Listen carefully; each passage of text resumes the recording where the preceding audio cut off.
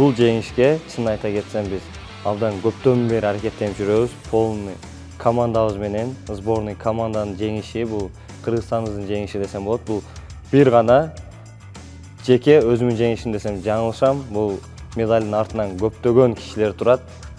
Ошолордун менети менен мен ушул алтын медалга жетиштим десем болот.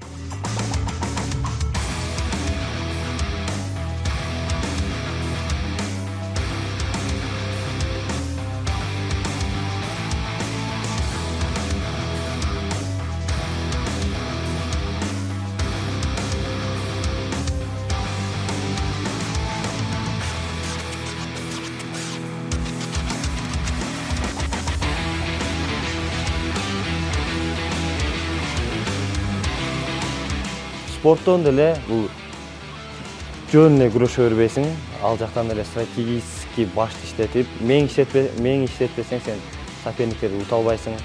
Мисалы, анализдейсиң, как положено соперник.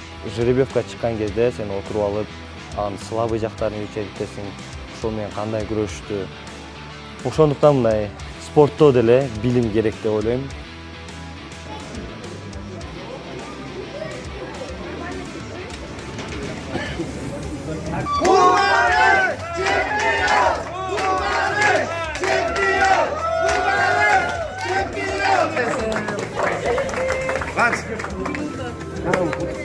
Бардык спортчунун эле алдыга койгон цели бир Олимпиада оюндары. Бул негизинде Олимпиада бул спорттун эң чокусу десем болот.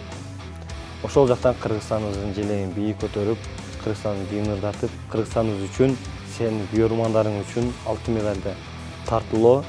Андан кийин дальше көрөбүз.